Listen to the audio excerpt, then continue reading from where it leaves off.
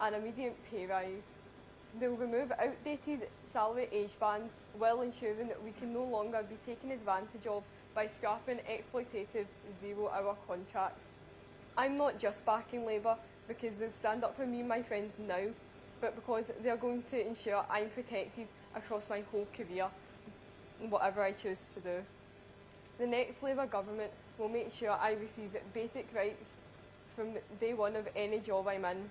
Never again will my friends and I have to accept insecure work in order to pay for our future. And once and for all, they'll get rid of pay discrimination, and I'll be able to work flexibly and without fear of being fired and rehired. I've grown up knowing that the Labour Party is on the side of the working people.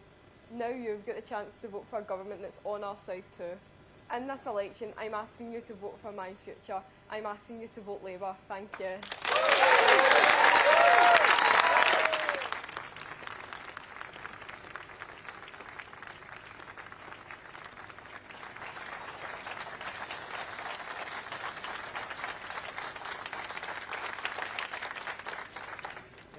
Always give them the tough acts to follow. My name's Malcolm MacLeod. I'm a professor of neurology, and I've worked as a consultant neurologist in the NHS in Scotland for almost 20 years. And I have to tell you, it truly saddens me to see what we've become in the NHS. In general practice, it's increasingly difficult to get an appointment. There's large numbers of vacant GP posts, and GPs, even as young as me, are retiring as soon as they possibly can. Too much laughter, thank you. Patients wait for far too long to be seen in our emergency departments, and outpatient waiting lists go up and up so that more and more people feel they've got no option to go private for things like hip replacements, fearing that if they wait for the NHS, then their function will have irreversibly declined. And when we do have new, highly effective treatments like thrombectomy for stroke, we don't have the management capacity or motivation to drive forward the delivery of new services. And for me, this is what happens when a government loses focus on the day job of making things work. Sticking plasters here and there, headline-grabbing initiatives that don't deliver, because in truth, their heart is not in the NHS. For the SNP, it's about independence. For the Tories, it's about making money for their mates. We desperately need a sensible, competent government which is prepared to get their sleeves rolled up and get on with fixing the NHS, like Labour did in 1948 when we set it up, and like we did again at the start of this century. So that's why I'm delighted to be here today, and I'll be voting Labour on the 4th of July, and would urge you to do the same, to protect our cherished NHS and to support the hard-working people that have kept it going all these years. Thank you very much.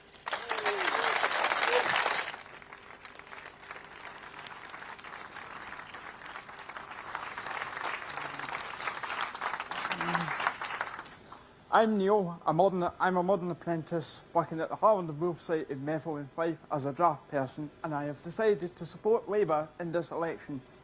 I left school at the end of 4th year and worked really hard for 4 years of college to achieve my HND in computer-aided drafting and design. I was really proud to have gained my apprenticeship in what I hope will be the first step in a long, successful career in a really important sector.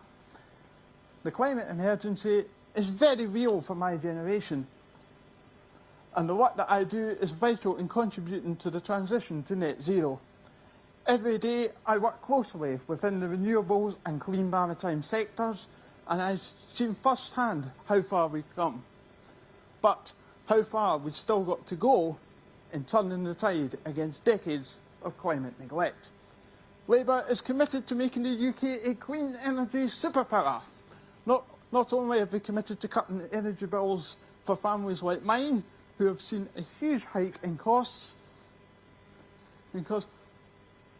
but they have committed to creating hundreds of thousands of important jobs like mine too. Through GB Energy, a publicly owned energy company headquartered in Scotland, Labour will ensure that other young people like me are given the opportunity to contribute to a brighter future. Under the current government, apprenticeship starts have dropped by a third, and the number of people achieving an apprenticeship has halved. For our economy to begin to recover from years of Tory neglect, and if we are really serious about the energy transition, urgent action is required to close the current skills gap. I want future generations, as well as existing workers, to have the same opportunities to learn, grow and contribute that I've had at Holland and Wolf. I believe Labour is committed to creating these opportunities and don't just talk the talk, but walk the walk when it comes to climate action. On the 4th of July, I will be voting for change with Labour to give our economy and our planet a chance. Thank you for listening. Thank you. Thank you.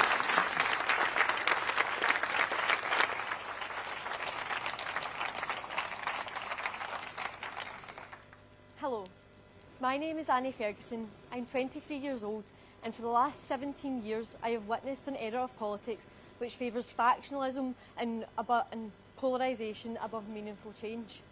I have experienced not one, but two divisive governments distracted by their own self-fulfilling ambitions and scandals, whilst public trust and confidence in governance is at an all-time low.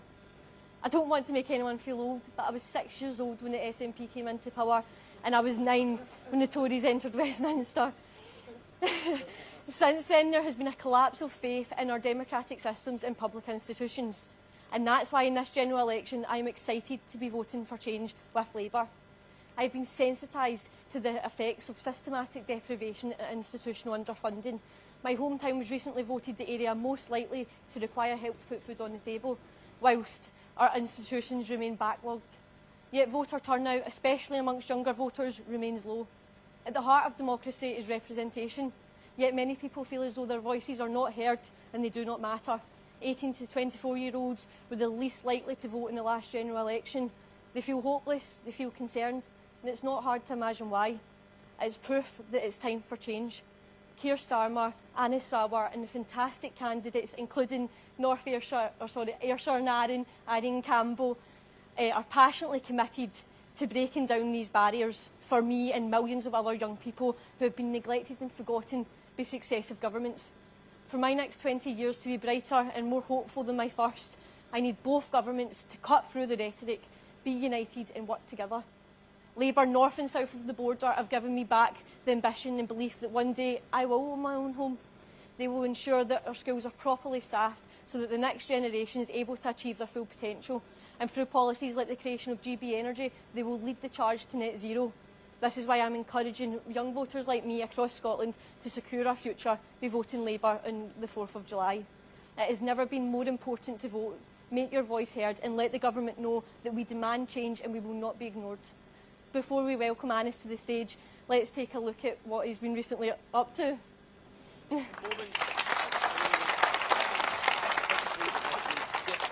General election, and now it's upon us. This is not an opportunity we can afford to miss. Scotland and the UK is desperate for change, crying out for change, and Labour is ready to deliver it.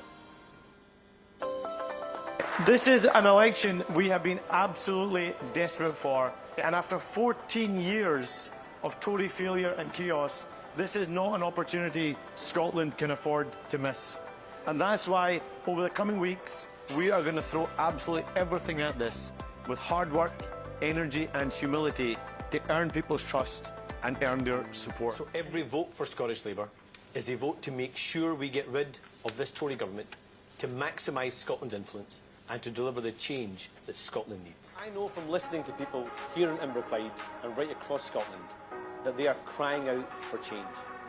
They're tired of the sleaze, tired of the chaos, tired of the failure to grow our economy and protect our public services. So this election is a straight choice between a broken status quo or change with Labour.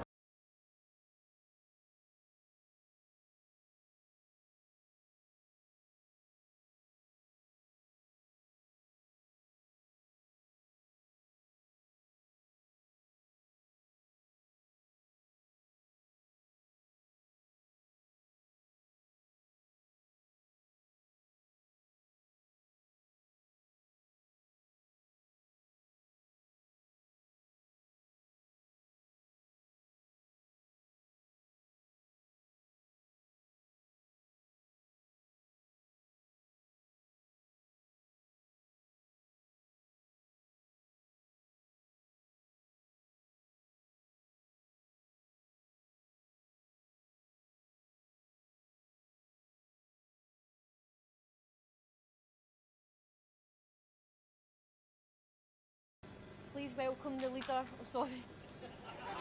Too keen. Please welcome the leader of the Scottish Labour Party, Anas Sarwar.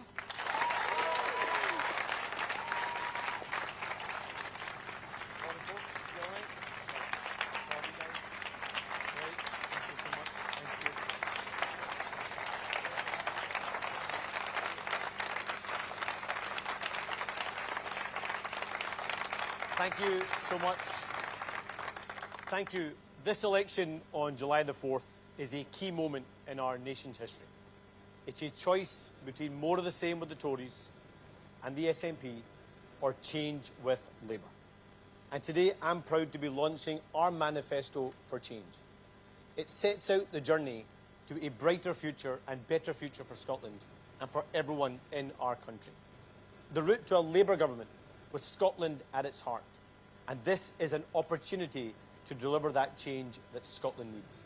And it's an opportunity that Scotland can't afford to miss. I know people across Scotland are frustrated and angry after being let down by their governments for so long. Families are struggling to put food on the table or to heat their homes. They can't access a GP and are left waiting months for a hospital appointment. And they're worried about opportunities for their children and grandchildren. 14 years of chaos under the Tories and 17 years of failure under the SNP have diminished hope, created division, and shattered opportunities. People are fed up with politicians who focus on their own priorities and put their party before our country. That's why our country is crying out for change.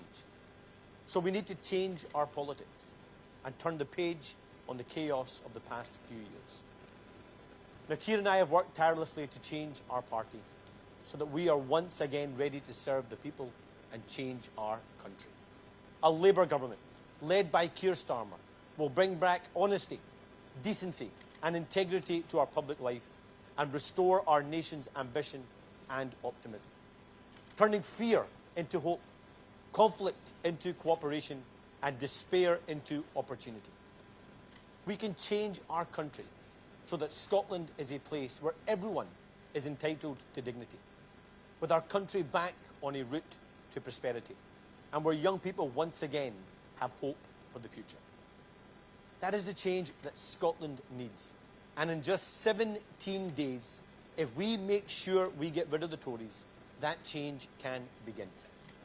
In the pages of this manifesto, we outline the change that Labour will deliver if we have the opportunity to serve our country and the people of this country for the future. We set out the first 6 steps for change.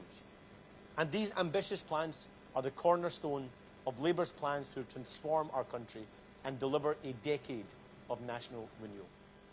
Our plans will boost wages, cut bills, strengthen our economy, and renew our public services. We will fix the mess the economically illiterate Tories have made of our economy. Because never forget that Liz Truss crashed our economy and everybody in Scotland is still paying the price. Food bills up, energy bills up, and mortgages through the roof. And while families were left struggling with the cost of living crisis and higher bills, what have the Tories been doing? Parties in Downing Street while we were all locked away from our families, handing out billions of pounds in contracts to their billionaire pals. Well, we will demonstrate respect for your money and we will restore decency in our politics. That's why Labour will appoint a COVID corruption commissioner and use every means possible to claw back the taxpayers' money lost in pandemic-related fraud.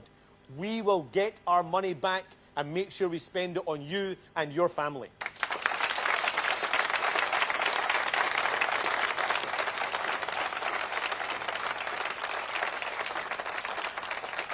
So today we set out the 6 steps for change. Step 1 is delivering economic stability.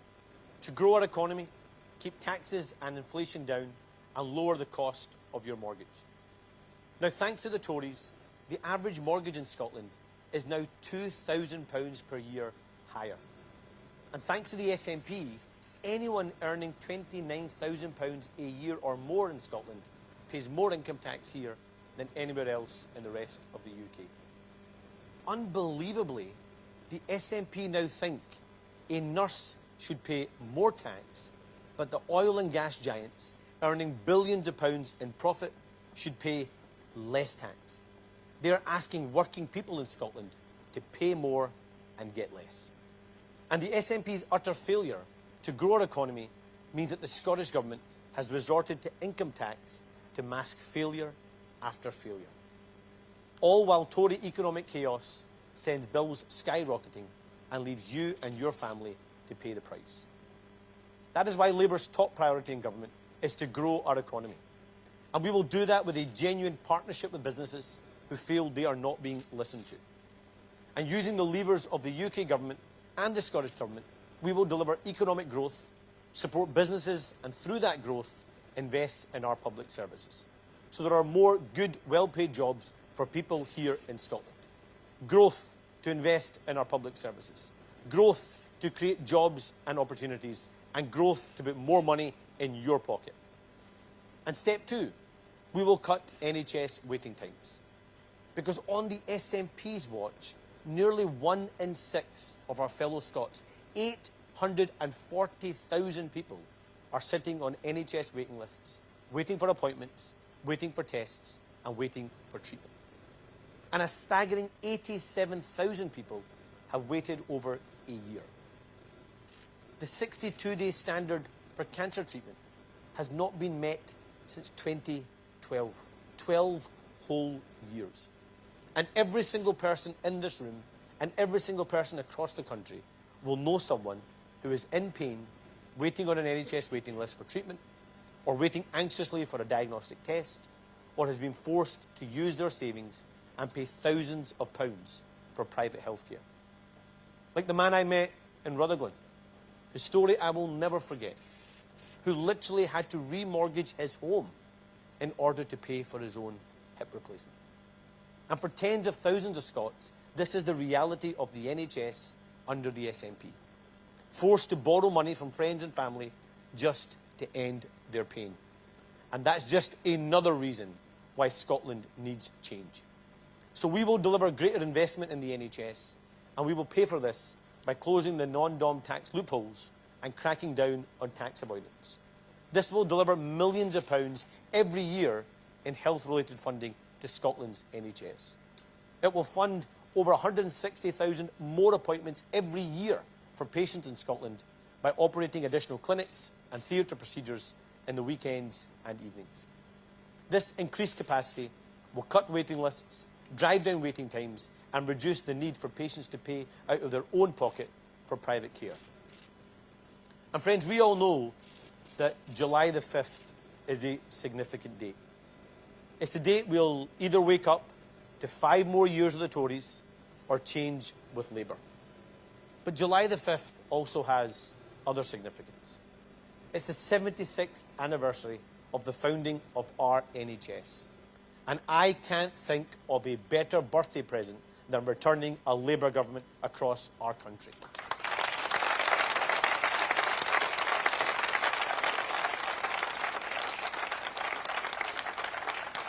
You see, in 1948, Labour created the NHS. In 1997, Labour saved our NHS. And in just 17 days' time, if we take the opportunity to make sure we get rid of the Tories, we can begin the process of saving our NHS again.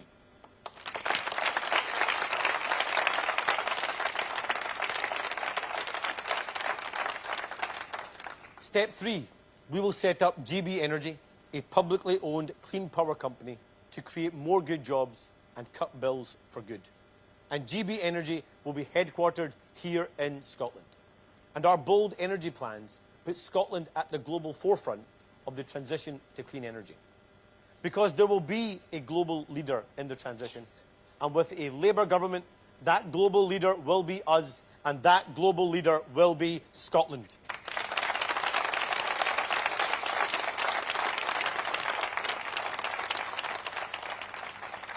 But it won't happen under the SNP or the Tories, because they aren't prepared to do the work required to ensure that we protect the northeast of Scotland and give people the skills they need as we transition away from oil and gas. That's why we need a Labour government to maximise Scotland's opportunity. Our plans will deliver 69,000 clean energy jobs for Scotland and will boost our energy security at home so that we're no longer reliant on despotic regimes like Russia and Vladimir Putin. And we will also drive down bills for good for Scots across. Only possible with a oil and gas giants. A news to oppose. Voters in the eye. Pay more tax while letting the so in just 17 days you can vote for more jobs. Another reason why on the 4th of July of the Tories.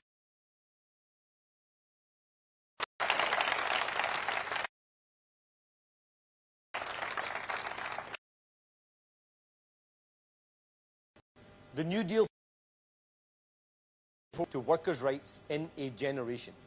We will ban exploitative zero-hour contracts, end the scandal of fire and rehab, and with a because Labour introduced in 1997, and for remember all the scaremongering and jobs will be lost. Transformational, giving millions of people fairer pay out of poverty. And our New Deal for 4,000 Scots a pay discrimination built into the system by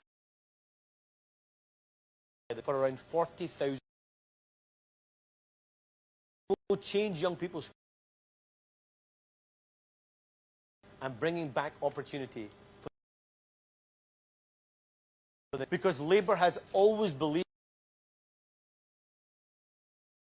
and well paid is the centrepiece. 17 days of the Tories, we can 100,000 Scots.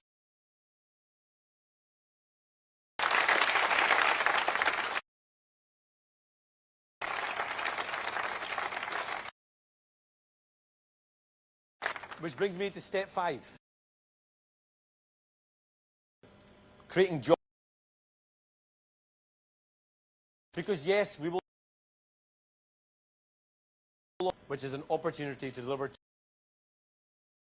change. But this election and the future we build for them. Giving them back hope and opportunity. Giving opportunities for their own future so that every Scot can fulfil their true potential. And hope for Scotland's future too. So a vote for Scottish Labour on July the 4th is a vote to change Scotland for this generation and the next generation.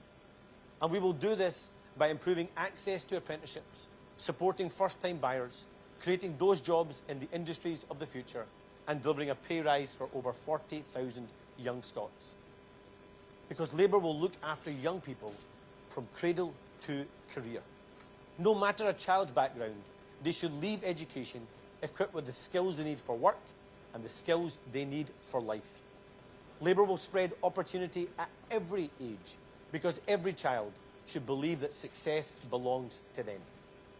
Because under the Tories, thousands are stuck in poverty pay, and under the SNP, youth unemployment has risen, and opportunities have been taken away from our young people. So I promise the young people of Scotland directly, this is not as good as it gets. This election is the chance to deliver a decade of national renewal. And this manifesto is a blueprint to a brighter future. It's an opportunity to change Scotland for this generation and the next generation, and it's an opportunity we can't afford to miss.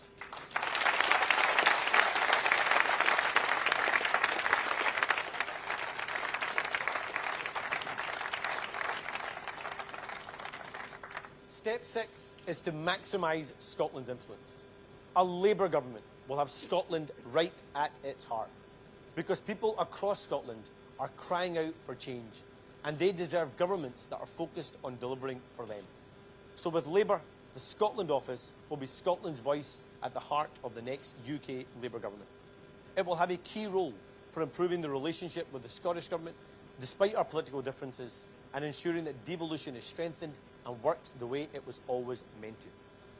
But it will also be a turbocharged Scotland office, bolstered by millions of pounds of funding, which will be directly invested in Scotland to invest in infrastructure and tackle poverty. And on the global stage, the Scotland office will use the UK's trade networks to promote our amazing exports while boosting inward investment to create more jobs here at home. Because enough of selling Scots to the Scots. Let's sell our amazing nation to the rest of the world.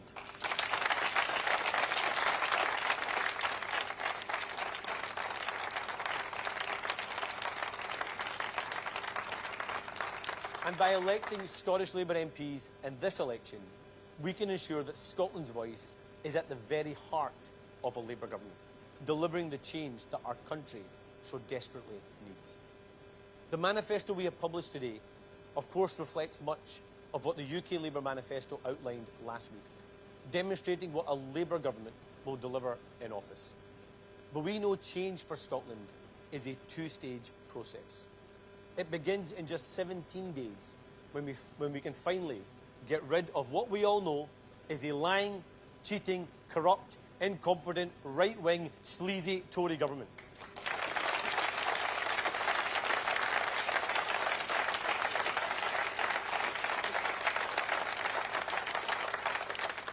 But that is just the start. There is so much more that we want to do with the powers of devolution as well. So in 2026, we need a change of direction at Holyrood as much as we need a change of direction at Westminster today. Because the SNP has failed the people of Scotland, breaking our NHS, ruining our once world-renowned education system, and tarnishing our politics by wasting and misusing your money. A complete failure to deliver economic growth, which has left public services in crisis. So Scotland has the opportunity to fix the SNP's mess by electing a Scottish Labour government. And we are starting the work right now of developing that programme. So this manifesto recognises that voters want to know about the changes a future Scottish Labour government would make using the powers we already have. Changes like making Scotland the best place to start and grow a business, with fairer business rates that levels the playing field between the high streets and the online giants. A transformation in our planning system so that it no longer becomes a barrier to investment. Rebuilding community policing so that people have confidence that when they report a crime, it will actually be investigated. Reforming the Scottish Parliament, banning second jobs and even third jobs and fourth jobs, and introducing the right to recall MSPs who have engaged in wrongdoing. Reducing the attainment gap in our education system, supporting teachers and restoring colleges to their full potential. And of course, most fundamental of all, protecting our NHS in Scotland for the generations to come and making sure it's fit for the future.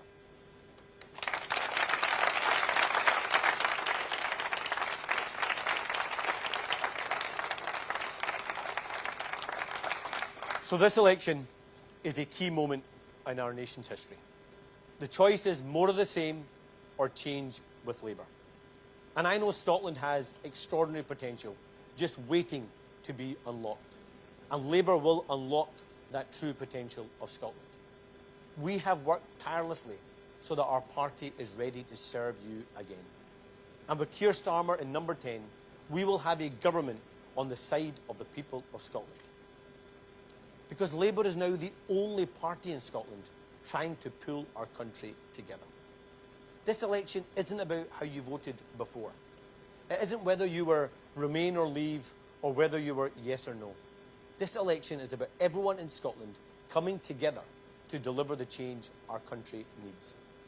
And there is only one route to change, and that's a vote for Scottish Labour. This manifesto sets out the journey to a better future for Scotland, today for tomorrow and for the decade to come. And it's a future that we can build together. So when your postal vote lands this week, or you go to the polling station on July the 4th, let's make sure. Let's make sure we kick out this rotten Tory government. Let's make sure we elect a Labour government with Scotland at its heart. Let's make sure we start the journey to grow our economy, invest in our NHS, maximise Scotland's influence, make work pay, power our country on clean energy, and bring back hope and opportunity for young Scots. Let's make sure we continue that journey and deliver the change that Scotland needs by using the powers of devolution, improving our schools, fixing our NHS, and tackling poverty. Let's make sure we have fairness, hope, and opportunity back into our politics. Let's make sure we put Scotland at the heart of a Labour government. And let's make sure we deliver the change our country needs. You can only do that by voting Scottish Labour in this election. So let's go win that future together. Thank you.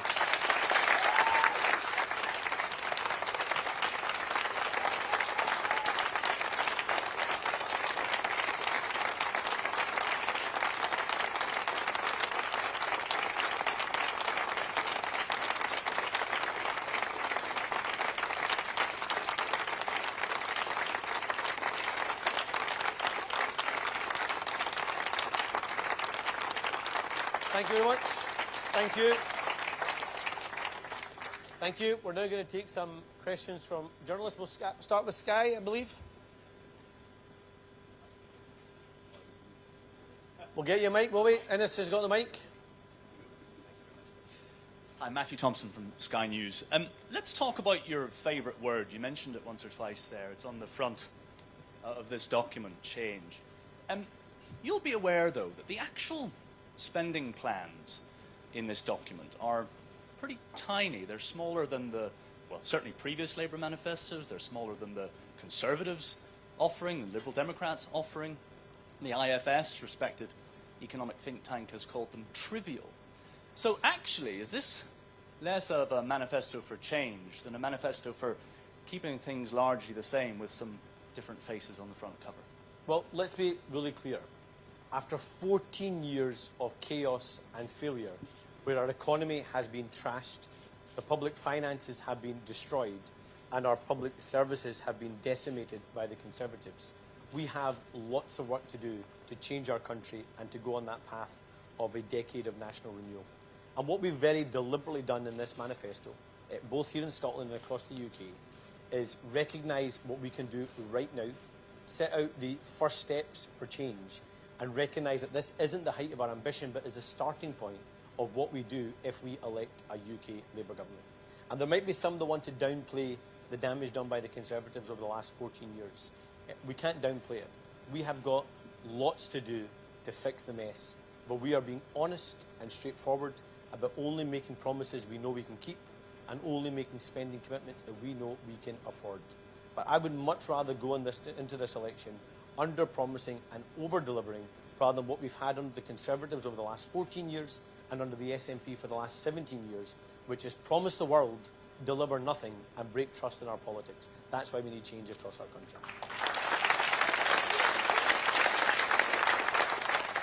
I'll take Chris from the Daily Record. Hi, Anas, over here. Anas, can I ask, are you and Scottish Labour still opposed to the two-child cap on child benefits? As I had a look through the manifesto and I don't see any mention of it.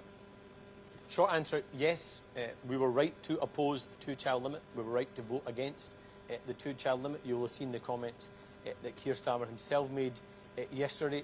But the honest reality is, after 14 years of Tory economic carnage, we will not be able to do everything we want to do as fast as we want to do it. And that's why we've set out the first steps for change, the things we would do immediately. And that's why we made economic growth our #1 priority.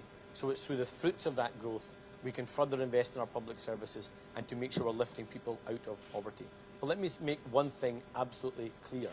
Fighting poverty is in the Labour Party's DNA. It's who we are. It's why we exist. And we believe the best route out of poverty is work, and that's why straight away, through our New Deal for Working People, we would give a pay rise to over 200,000 Scots, which would lift tens of thousands of people out of poverty. But that's just one stage of that long journey for change. And we've also made a commitment to renew and reform universal credit. So if you want to fight poverty, if you want to give opportunity to every young person across our country, on the 4th of July, you've got to make sure we get rid of the Tories and put Scotland at the heart of a Labour government. But you only do that if you vote Scottish Labour. I'll take Kieran Andrews and then Connor. Thanks, Anas. One of the central ways of raising money that you've talked about is removing the VAT exemption on private schools. But here in Edinburgh, there are a lot of schools, state schools, which are already oversubscribed. The 150 million in the manifesto is not going to touch the sides when it comes to either building the physical extensions or additional infrastructure needed for schools. So what are you actually going to do to help state schools if private pupils end up transferring into them, as has been talked about at the moment? So we've already talked about the really difficult financial situation we find ourselves in because of Tory economic carnage. And we already recognise that our public services are at breaking point, including our schools as well as our hospitals. And that's why we have to make difficult decisions in the early days in order to get that immediate injection into our public services. And we think it's perfectly reasonable and balanced and fair to remove the VAT exemptions on private schools in order to put more money and resources into our state schools. And let me explain why. Right now in our state schools, we've got record levels of violence. We've got teacher numbers being lost right across the country. In my own home city of Glasgow, 173 posts gone in the last year alone. You've got teachers in the middle of a cost of living crisis who are having to spend their own money to put resources into the classroom. The number of pupils that need assisted support needs has gone through the roof, and at the same time the number of ASN teachers has fallen under the SNP's watch. And that's why we think it's perfectly rational and fair to remove that VAT exemption in private schools so we can give that immediate injection into our state schools. And one of the things that's often said is that, you know, parents have aspiration for their children and that's why they send them to private schools. Actually, every single parent has aspiration for their children. Every child deserves equality education, and we think it's a fair step to take to remove those exemptions so we can put more money into our state schools and support young people across the country.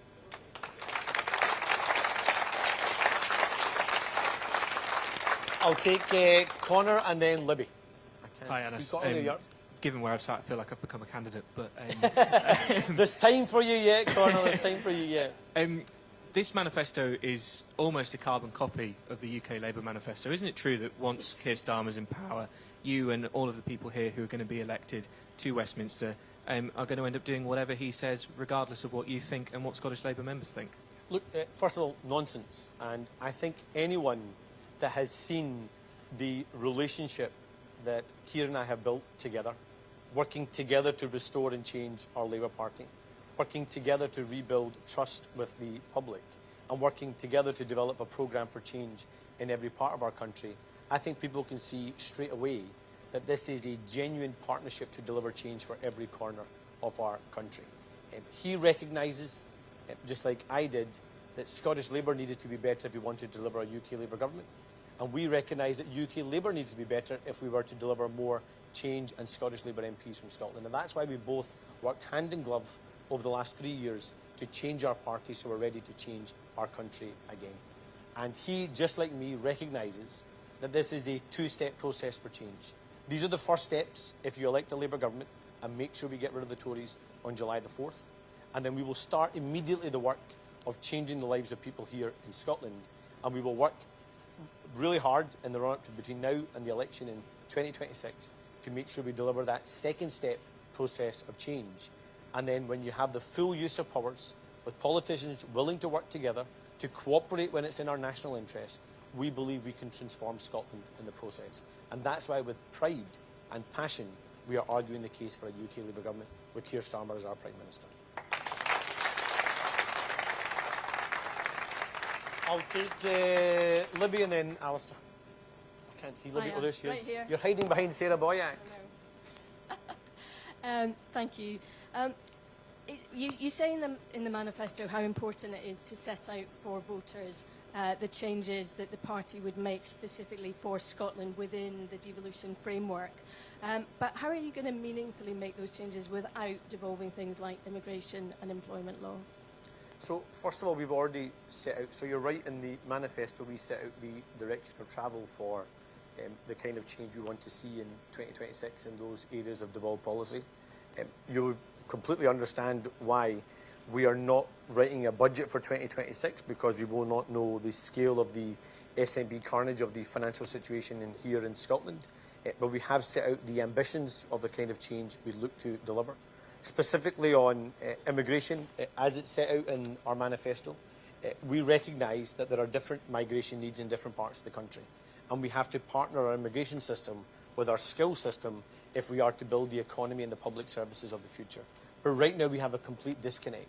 You've got the Conservatives who have lost control of our immigration system, and you have the SNP who have completely failed to properly workforce plan, meaning that we are filling the skills gaps with cheaper labour from abroad. I would much rather we had a balanced immigration system that worked in partnership with our skills system, but made sure we invested in our young people here at home so they could have the skills for the kind of jobs we need for the future. So that's the balanced approach we take on migration. On employment law, again, we've set out in the manifesto the transformative change that we would make with Angela Rayner's New Deal for working people, the most transformative change in workers' rights in a generation, that includes banning exploitative zero-hour contracts, ending the scandal of fire and rehire, giving employment rights from day one, for example, paternity leave in particular, which for so many young dads is not a current possibility because of the current rules.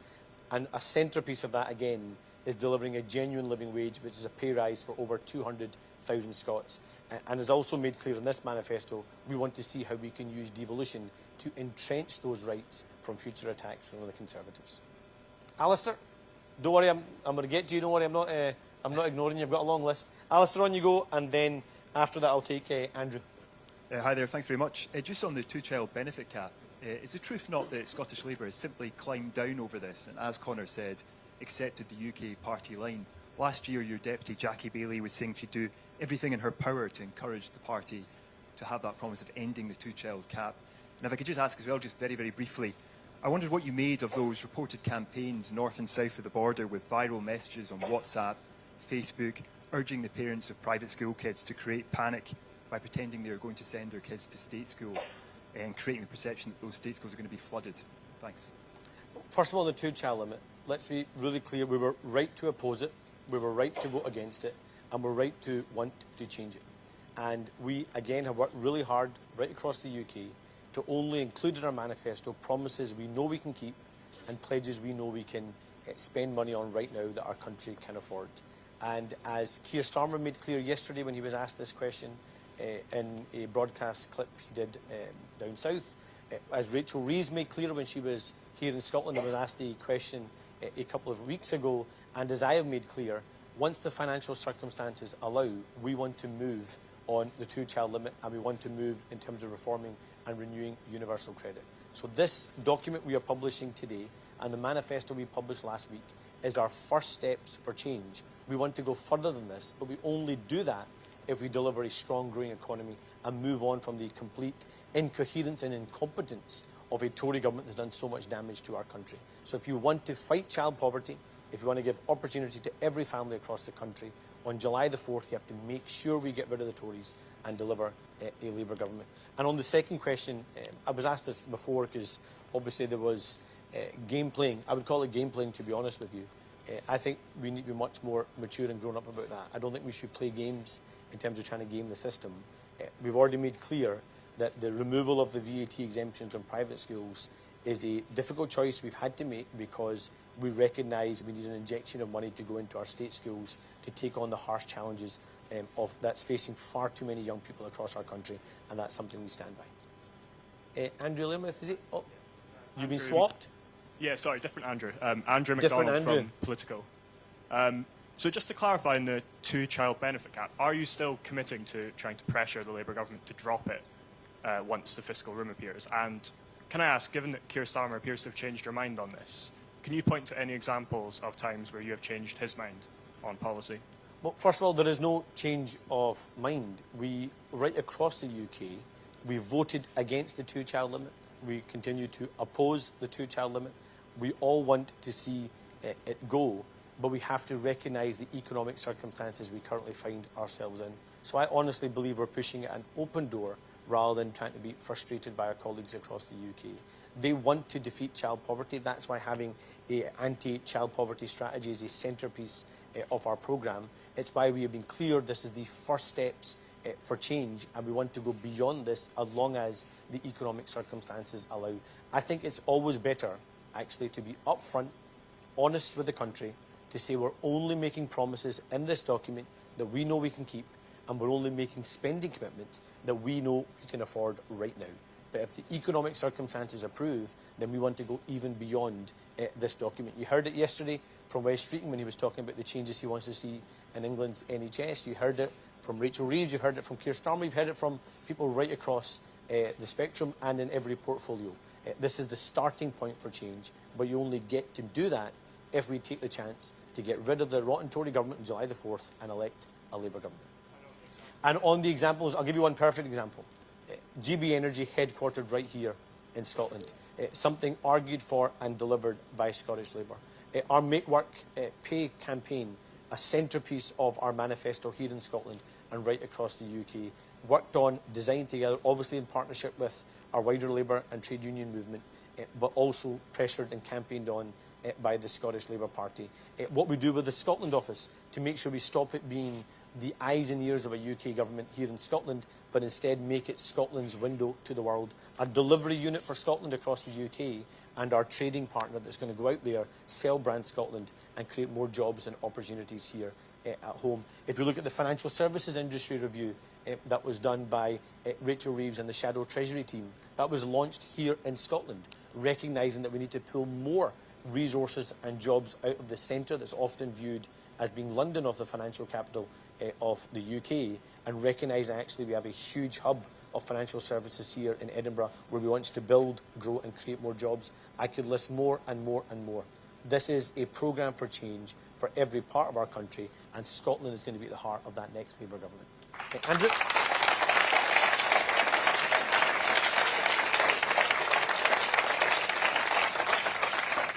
Thanks, I'll Anas. take Andrew, then Jessica. On GB Energy, do we have a location for whereabouts in Scotland GB Energy is going to be? And if not now, can you say when we might know? And secondly, we had Grant Shapps yesterday pretty much conceding the election. How's that going to affect your vote? Are you anxious here about turnout? So firstly, in terms of the location, I've got lots of candidates here. And honestly, if they ask me for a pitch of any one more area for Scotland, they've got to the stage now when they're arguing for it, they're undermining the case for their local community. But look, we want GB Energy. Of course, it will be headquartered here in Scotland. We'll set out in more detail where it will be headquartered the other side of the election. But I think a really important point to make about GB Energy is whilst it may have a headquarters, and of course that will be a central hub of thinking around those investments, we want the investments made by GB Energy to actually benefit every community right across our country. Because I think one of the big mistakes when we think about the clean energy transition is thinking that it's all opportunities only in the North East or perhaps only opportunities in our rural, remote and island communities. Actually, there's huge opportunities in our urban communities as well as our rural communities and our island communities in the North East, the Central Belt and actually the whole of Scotland. And that's where we will look to make strategic investments in our port infrastructure. I can hear Martin McCluskey talking about the Inverclyde port already. Our port infrastructure and our supply chains, because that's where the large-scale jobs will come from. Right now, we've got all these investments happening, but it's all jobs for Norway, Denmark, other places. I want those jobs to be here in Scotland and the UK, and that's why we're going to invest in the supply chains, as well as making the investments in onshore wind, offshore wind, solar, tidal, hydrogen, carbon capture and storage. And I think we need to have an open debate about micro-nuclear here in Scotland as well, because that is what gives us the baseline. Right now, we are relying on our baseline from nuclear energy coming from England. I want those jobs to be in Scotland as well. Why should those opportunities only be reserved for other places across the country? So I think we have to break that ideological gap. And I've given such a long answer to the first question, I've forgotten the second question, Andrew, so please tell me. Oh, sorry. So, look, you're going to hear lots of game playing from the Conservatives over the next 17 days.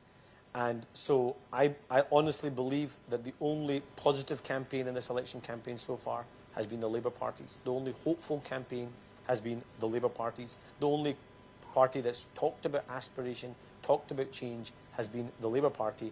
In a really strange way, it seems that the SNP and John Swinney are even more depressed about the prospect of losing a Tory government than even Grant Shapps and the Conservative Party are.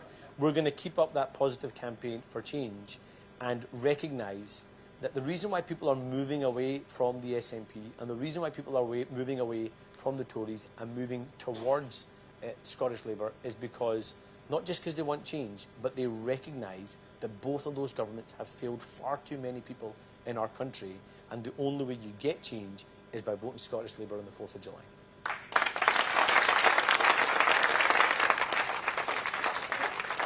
Jessica, after you. Hi, Anas. You said some pretty strong, challenging words about tax hikes imposed on Scots. Are you able to rule out any further hikes under a UK Labour government, and that includes inheritance tax and capital gains tax? So, look, the UK Manifesto, and indeed our manifesto here in Scotland, makes commitments not to raise income tax, not to raise national insurance, not to increase VAT. Of course, income tax is completely devolved here in Scotland, but we have to recognise the damaging consequences of the SNP using income tax as a substitute for economic growth.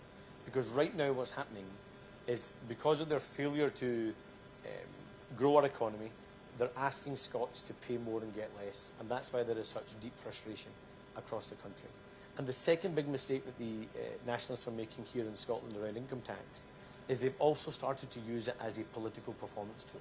So if you look at that change they made on the top band, when your independent research comes back and tells you that 90% of the money you expect to raise is going to be lost on behaviour change, but you still choose to make the change anyway, it doesn't demonstrate credibility, it doesn't demonstrate economic coherence. So I would much rather we had a fairer, more balanced tax system that put the pressure on those that can afford to pay more, the oil and gas giants who are making record profits, the non-dom tax loopholes being removed so we can put more money into our NHS. We've already heard about the removal of the VAT exemptions to put more money into our state schools, clamping down on tax avoidance, which we think can raise around £5 billion over the course of the next Parliament. And that COVID Corruption Commissioner, I think not enough has been made of that in this election campaign so far. Let's not forget that Rishi Sunak himself was the man that signed those cheques to give tens of millions of pounds to Tory party donors and his pals, and we got dud PPE as a result. Utterly unforgivable, and demonstrates why we need change from this Tory government. So we set out the changes we would make in those kind of tax changes. We do not want to increase the tax burden on working people. In terms of our own view here in Scotland, we want to grow the economy and look to use the fruits of that growth to invest in our public services and to eventually bring down the tax burden for working Scots, because we think it's far too high under the SNP. Thank you. It's a long list here. I'll take Louise and then Simon. Hi, Anas. I know you're an avid reader of Holyrood magazine, particularly given who one of your speakers was earlier today. I'm sure he won't mind me mentioning it. I hope he reads it, or he's in trouble. But I'm sure you'll have seen the comments made by Tony Blair to Holyrood magazine about devolution marking the 25th anniversary. If you hadn't, he said that devolution was successful because Scotland wasn't independent, and Scotland was further away from independence now than it ever had been. Do you agree? So I think devolution has undoubtedly been a success because it's brought power closer to home. But on the 25th anniversary of devolution, I think we have to be honest to say that we haven't maximised the opportunities of devolution. And too many opportunities of devolution have been squandered, in particular over the last 14 years, where you've had two governments that have wanted to use devolution as a battering ram to pick fights with each other and ultimately fail Scotland. And that's why under a UK Labour government, we will reset devolution, take it back to its founding principles, where two governments are willing to work together when it's in the national interest, rather than using it as a way of failing people here in Scotland. And directly on the independence question, look, this election is not about independence. I don't support independence, I don't support a referendum, but I can understand why so many people across the country over the last 14 years have been desperate to run a million miles away from this rotten Tory government that's done so much damage to our country. And I can understand why so many of them have looked for the escape route because they didn't think we could get rid of the Tories and they didn't think Labour could win. And that's why over the last 3 years, Keir and I have worked really hard to change our Labour Party, to demonstrate it can win again. And that's why in this campaign, with hard work, humility and energy, we are reaching out to people to try and build that support. And I say directly to people who may have voted for the SNP in the past, may have voted independence in the past, may even support independence at some point in the future. We may disagree on the final destination for Scotland, but we can all agree we need change right now. So let's go on this part of the journey together, make sure we get rid of the Tories and start to deliver the change that Scotland needs. Thank you.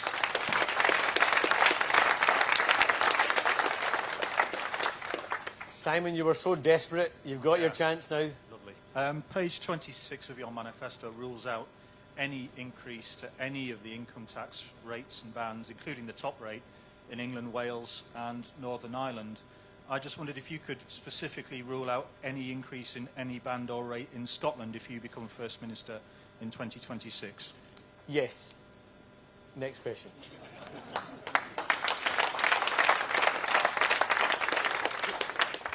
Hamish from the National.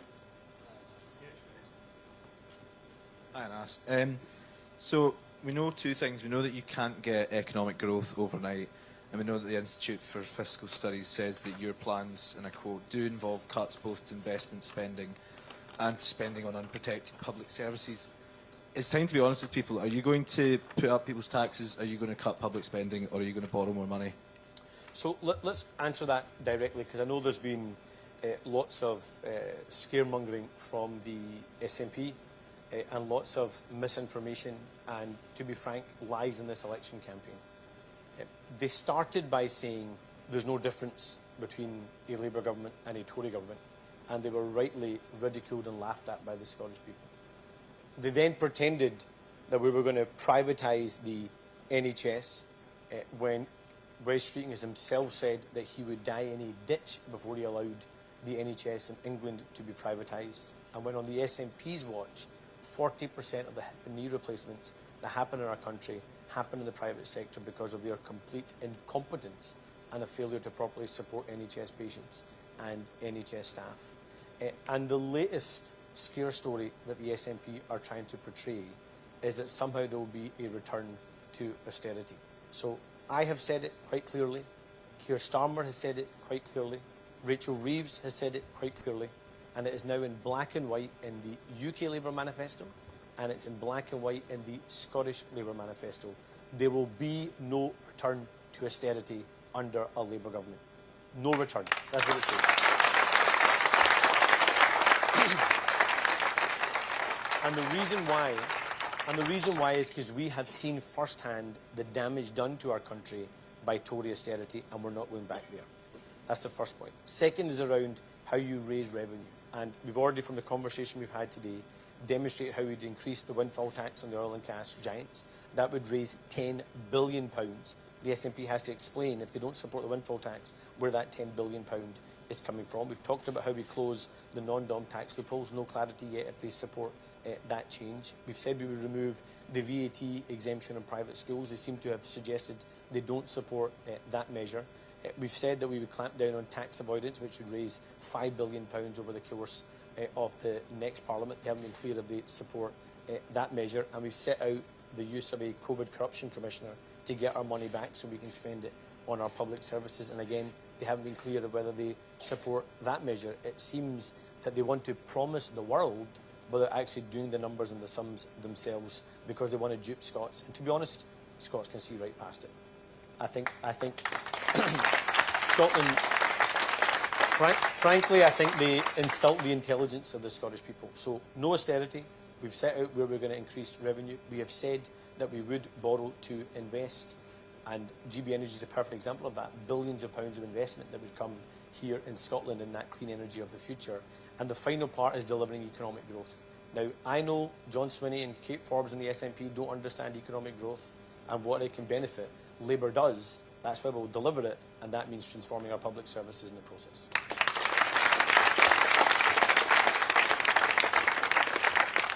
Conrad, and then I'll take Andrew already. Conrad, and then Simon, please. Thanks.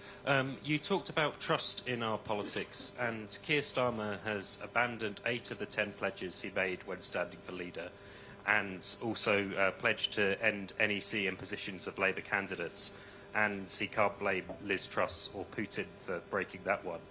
So what is it about these 6 pledges which is sufficiently different that you trust him to deliver them? I actually think he has been absolutely clear and refreshingly honest as a political leader to say when the economic circumstances change, then we have to change our outlook. I would much rather we went into this election like we are doing with a leader that is willing to say, I'm going to be honest, I'm only going to make promises I know I can keep, I'm only going to make spending commitments that I know our country can afford right now, and I hope to under-promise and over-deliver by making sure we deliver economic growth across our country. I think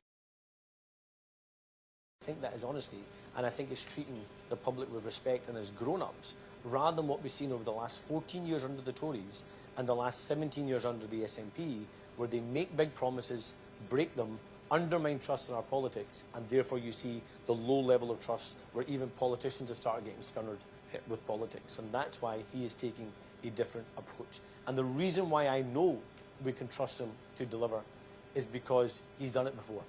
If you look at the work he did when he was at the Crown Prosecution Service, he was willing to make the changes he needed to make to run an effective service. If you look at the changes made of the Labour Party, he was willing to make the tough choices and the tough decisions and push back against the resistance to make our party work in the service of working people again, so we can look people straight in the eye in this election campaign and say, if you want change, we are the ones that can deliver it.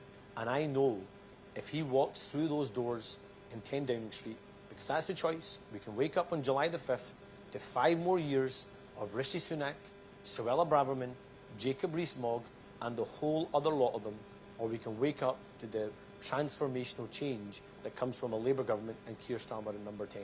I know what the majority of Scots want, and that's what we're going to try and deliver.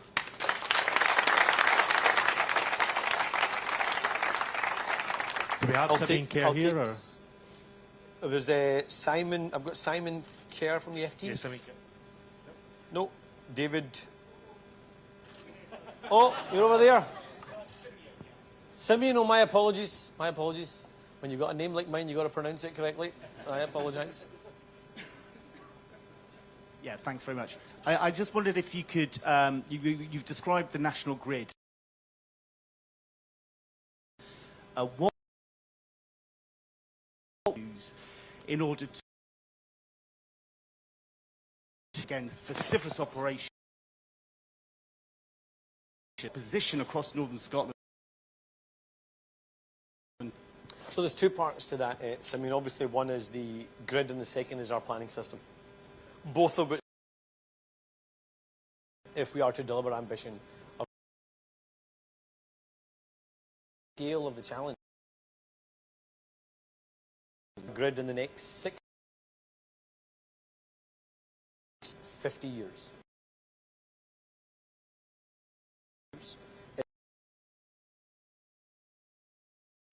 And it's going to require inspiring confidence in the private sector to help us make those big investments we need in the grid infrastructure, and that's why that for change and work for our country. Right thing for Scotland and right thing for creating the if we're going to get high-skilled, well-paid jobs that are going to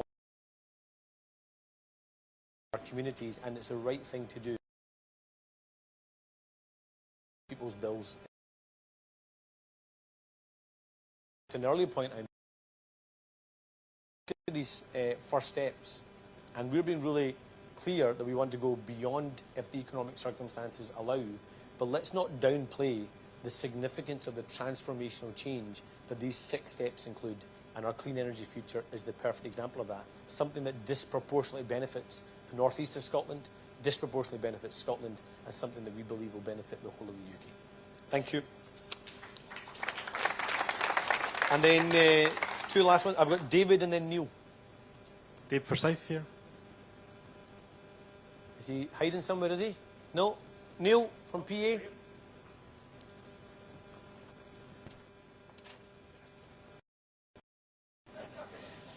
Thanks. It's been announced today that Scotland missed its 2022 greenhouse gas emissions targets. If you were First Minister, how would you get Scotland back on track to meeting these targets again? Would you want to undo the scrapping of the 2030 target, for example? Thank you, Neil. And it goes to the heart of the question about trust, making promises that the targets is the perfect example of that. This is big on strategy documents, big on committees, big on targets, but actually doesn't want to do our country. And that's why generation company headquartered right here in Scotland, SNP and the Tories have those new technologies of the future. It's also our warm homes plan, which would upgrade people's homes to actually reducing the cost of their energy bills. Also, two big other fundamental things that need to focus on people's carbon rates. And I think now is so much of the changes that people can make, they're priced out of. Take electric vehicles as being one example of that. Look at our EV charging units. If you look to get access to EV charging, it's cheaper for people to access those. The big gap that we're going to have is one,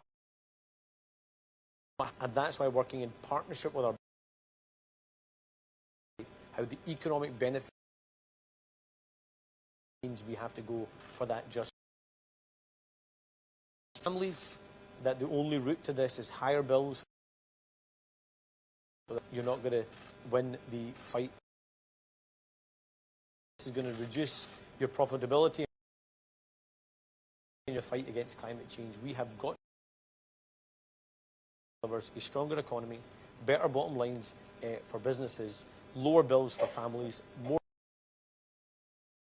We're going to get to work straight away. That leaves me just one last thing to say, which is the of this election campaign, 7 sure we get rid of the Tories, put Scotland at the heart of a Labour government and to deliver the change our country needs. Let's go win that together. Thank you.